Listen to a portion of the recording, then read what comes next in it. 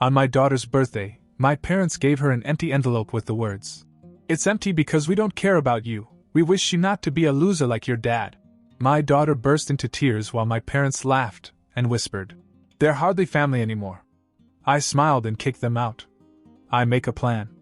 2 weeks later, my WhatsApp was full of messages saying, "We need you. Please help." Ava had been talking about her birthday for weeks. She wanted a backyard party with cupcakes, her favorite pink tablecloth, and her best friends from school. My wife and I did everything we could to make it perfect. She helped Ava decorate the cupcakes, even though it took twice as long with her in the chair. I grilled burgers. We put up lights the night before. For once, things felt easy. I didn't want my parents there. My wife didn't either. But Ava still thought they cared. She said, "They're still my grandma and grandpa," and smiled like that was enough. So we let them come. They showed up in the middle of the party. No hello, no gift bag, no smile. My mom walked right over to Ava and handed her a plain white envelope. I caught her grinning before she even let go of it. Ava opened it. I watched her face change. She didn't say anything. Just slowly handed it to me. It was one sentence, typed in the middle of the page like it was supposed to be a punchline. "It's blank because we don't care about you and we don't want you to become a failure like your father." I read it twice. My wife was already holding Ava, who was trying not to cry in front of her friends. I looked over at my parents. My dad was smiling. My mom leaned over and whispered something to him. Then they both laughed. Before I could speak, my dad muttered just loud enough, "They're not family anymore." I didn't say anything. I just walked to the door and held it open. They walked out as if they hadn't just humiliated an 11-year-old girl at her birthday party. That night, after everyone had left and Ava was asleep, I sat in the dark with my phone in one hand and a beer in the other. Not angry. Not even hurt. Just done. For years they treated me like trash. Ignored me when my wife lost her mobility. Didn't help with anything, medical bills, home improvements, nothing. I practically begged for help once, and my dad just said, "You should have made better choices." That was the last time I asked for anything. Until that envelope, I thought maybe it was just me they hated. But now they'd gone after my daughter. This was something else entirely. So I made a plan. I knew things about them. Things I'd never said out loud. About their finances. About their property. My mother's obsession with keeping the family land untouched and in worthy hands. About how they'd hidden assets during the transfer of my grandfather's estate. About my father's shady business dealings, things I'd overheard when I was younger and pretended to forget.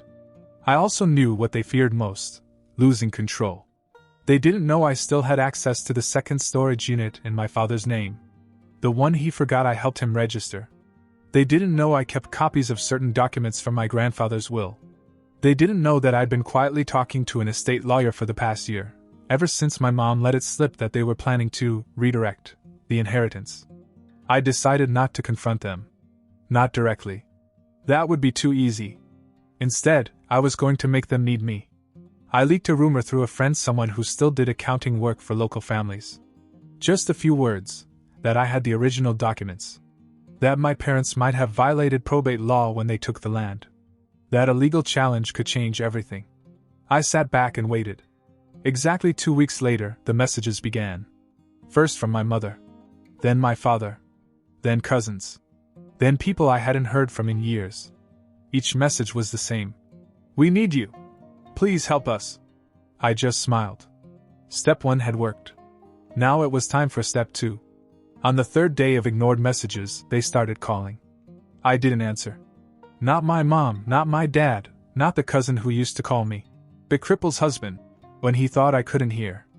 I watched the calls come in like clockwork. Morning. Afternoon. Evening. I could almost smell the desperation. Then a letter arrived. Certified.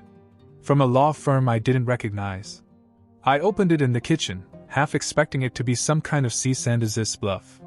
Instead, it was a formal request for a meeting from their lawyer, not mine. The wording was careful, but the panic showed through. They were open to resolving any potential misunderstandings regarding the estate, and eager to maintain family unity. Family unity. From people who humiliated my child in front of her friends. I didn't respond to the letter either. Instead, I sent a single email to the estate lawyer I'd consulted, a woman named Dana. She knew everything. I forwarded the letter to her and told her it was time. Dana filed a quiet petition with the county court to open an investigation into my grandfather's estate. We included copies of the original documents I'd kept, including one that proved my mother's signature had been forged to avoid dividing the land with her sister, my Aunt Karen, who I hadn't spoken to in 20 years. She didn't know that I had been visiting Karen for months. To make matters worse, my parents had gone around bragging that they owned the land outright. They had even built a small guest house on one of the lots, claiming full rights. This guest house? It wasn't even legally zoned. So when a county inspector showed up unannounced with a clipboard and a camera, things got interesting. By then they were begging. I finally took one call. Just one. It was my dad. He didn't yell. He didn't threaten. He sounded exhausted. He said he didn't know how things got to this point. That families shouldn't turn on each other. He even asked if we could meet. Just to talk, he said. Face to face. So I agreed. We met at a diner on Route 73, a place we used to go when I was a kid. I chose the booth by the window. He showed up with a different kind of face than usual. No smugness. Just a man who realized his world was slipping away. We talked for 20 minutes. And then he told me something I hadn't expected. They weren't trying to keep the land for themselves. They were trying to sell it. My stomach dropped.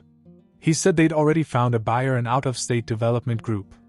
They were going to make close to 7 figures on the sale. The deal had been in the works for months, but the buyer got cold feet when the inquiry from Dana's office came up. Now everything was on hold. He said they needed me to withdraw the application. We'll make it worth your time. I asked what he meant. He pushed an envelope across the table. I didn't open it. I left it on the table and walked out. Because they didn't know that Karen, my aunt, the one they'd completely cut out, had already signed an affidavit agreeing to reopen the probate case if I filed. And she'd given me something even better. A handwritten note from my grandfather. It said, "If anything happens to me, Brian knows where the real will is. He's the only one I trust." They thought they'd buried it. But I knew exactly where to dig. They needed me. And I was just getting started. I waited until Friday to make my move. Timing was important. I knew they had a meeting with the developers that morning. The same ones who were offering almost $1 million for the land. So while they were putting on their suits and preparing their fake smiles, I was printing out 30 pages of documents at a 24-hour FedEx. Not just the estate petition. Not just the zoning violation photos. I had something better. You see, my father made the mistake of trusting the wrong people over the years. I knew a guy who worked for one of the antique dealers Dad used to do business with. Let's call him Mitch.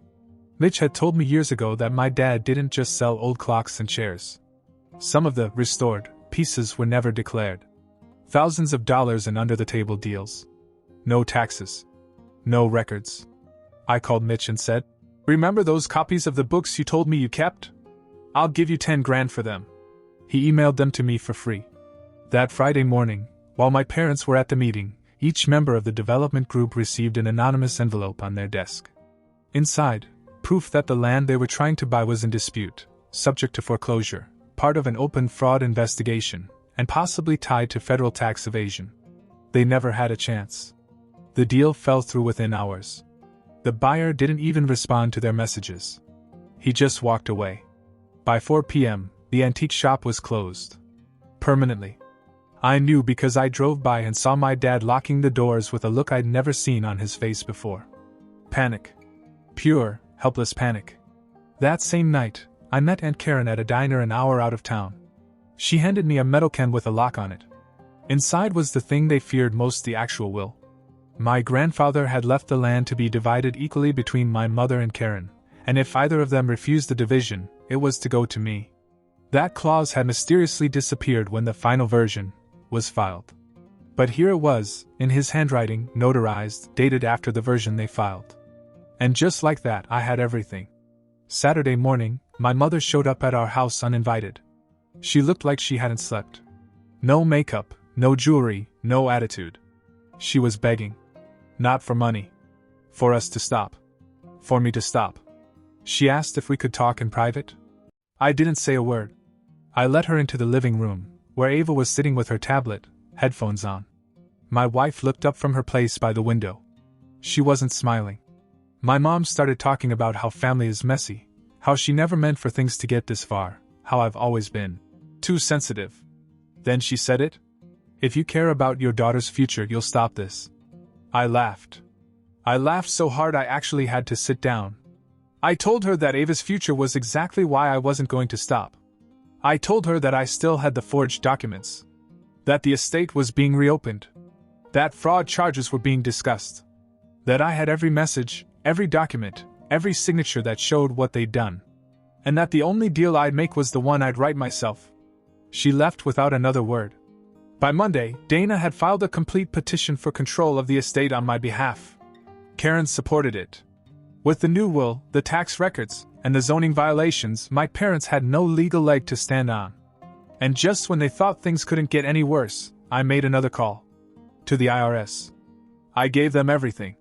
Because when my wife begged them for help after the accident, they turned their backs.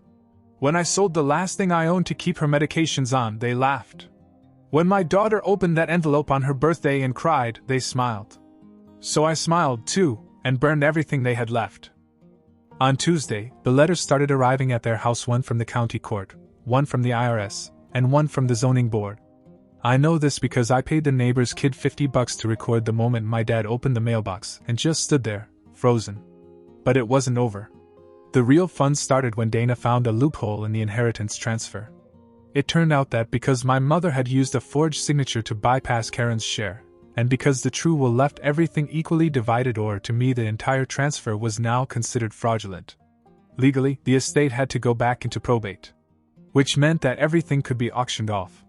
The land, the furniture, the store's inventory, even the guest house. Everything. Then I made the move they never saw coming. I bought it all. Through proxies. Fake names. A shell LLC I'd set up a year ago called Ava Fields Trust. They didn't recognize it. Didn't suspect. Every time something came up for auction, I bought it. For pennies. The land they were going to sell for almost $1 million? Got it for $126,000. The antique shop inventory? $14,000 for all of it. The guest house? $31,000 flat. By the time they realized who owned everything, it was too late.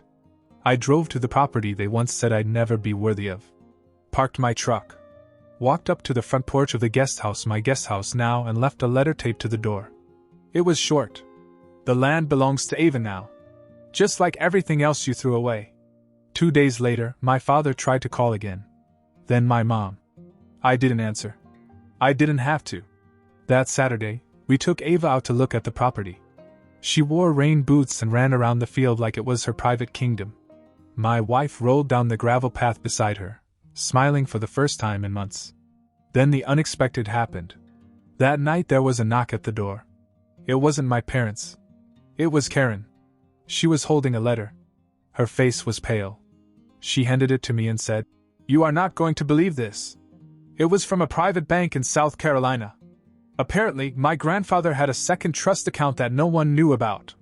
One that could only be accessed by the person named in a special clause in the original will. Me." Karen had only found out because she'd started digging through old estate records after we reopened the case. It wasn't huge. Not a fortune. But it was enough to matter over $300,000, untouched since the 90s.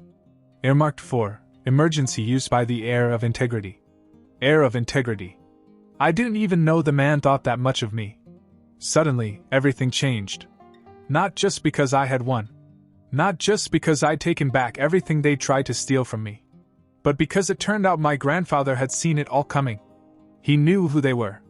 And he knew who I was becoming. So I made one last decision. I opened the trust. But not for me. I set up a college fund for Ava. In her name. Full tuition, no matter where she wants to go. If she wants to build a life far away from all this, she'll never have to look back. My parents, on the other hand? They lost everything. And I haven't heard from them since. It had been quiet for weeks. Ava became a child again. We started going out to the country every other weekend, just to walk and breathe and talk about what she wanted to build there one day.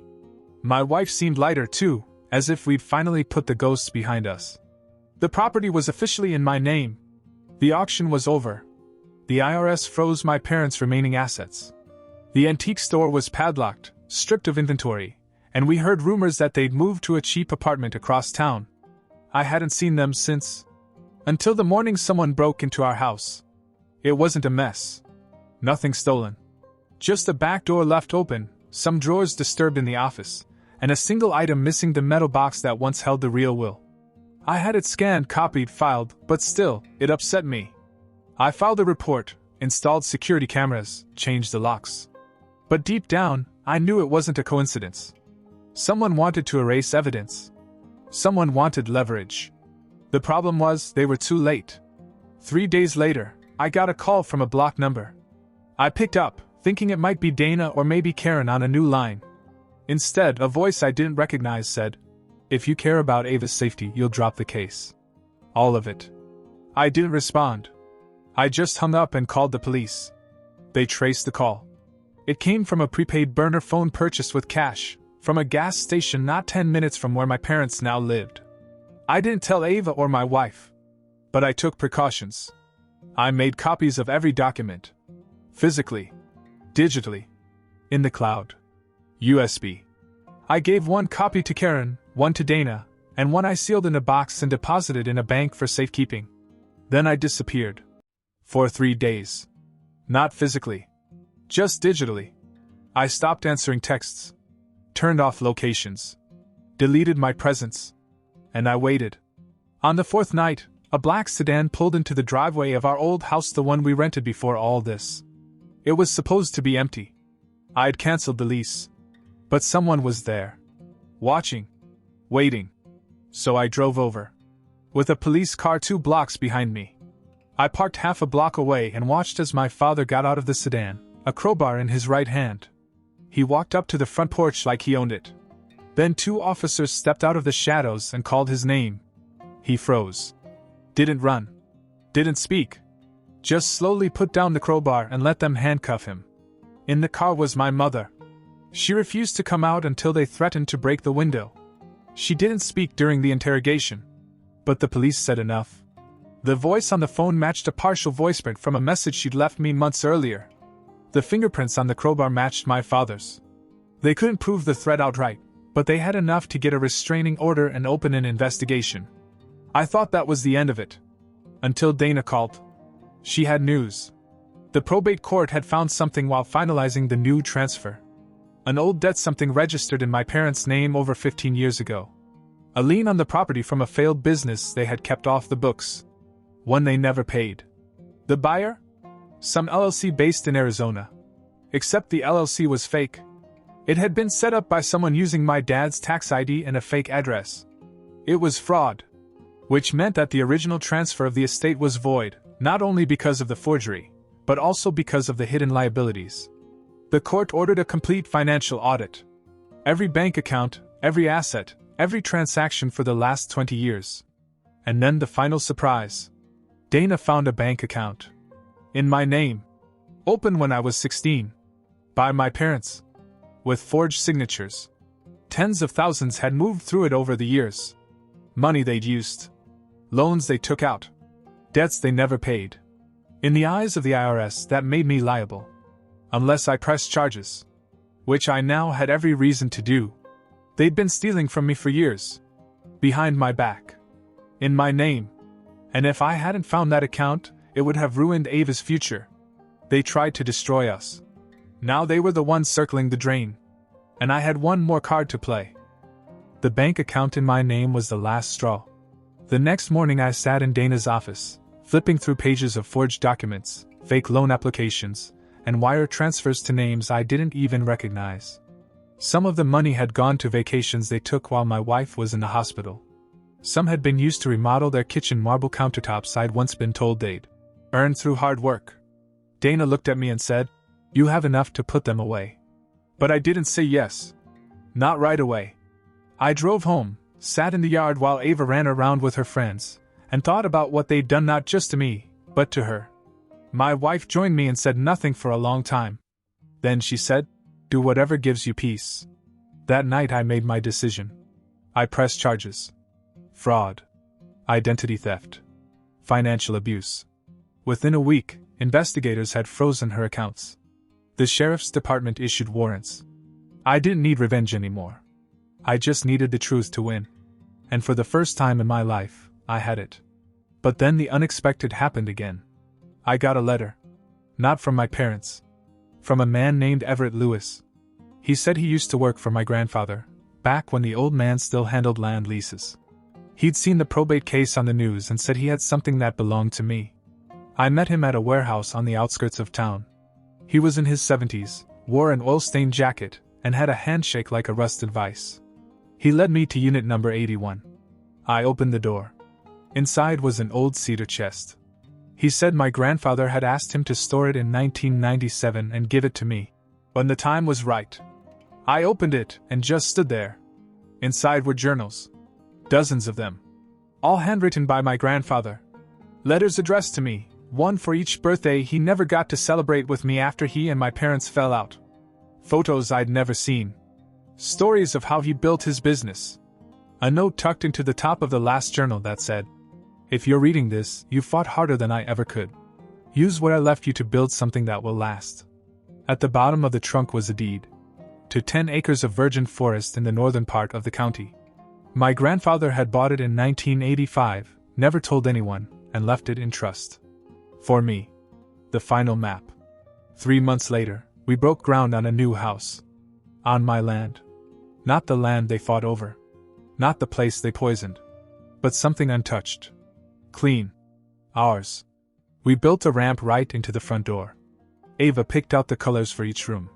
My wife picked the layout, the cabinets, the light fixtures. She said she wanted the kitchen to feel like sunlight. I made sure it did. Karen visits almost every weekend now. She brings pies. Always cake. We laugh a lot. Dana came to the dedication and gave Ava a framed certificate. Founder of the Ava Fields Trust, for courage and heritage of fire. Ava hung it over her desk. And my parents? I don't know where they are. But last I heard, they filed for bankruptcy. The fraud case is still open. Their names don't come up anymore. Ava never asks about them. And I never bring them up. Because we don't owe anything to our past. We owe everything to what we build next. And we're just getting started. What would you have done if your own parents betrayed your child like that? Would you have taken revenge, or walked away? Let me know your thoughts in the comments. I'm really curious how others would handle something this personal and messy. And if you enjoyed this story and want more like it, make sure to hit that subscribe button so you don't miss the next one. Thanks for being here.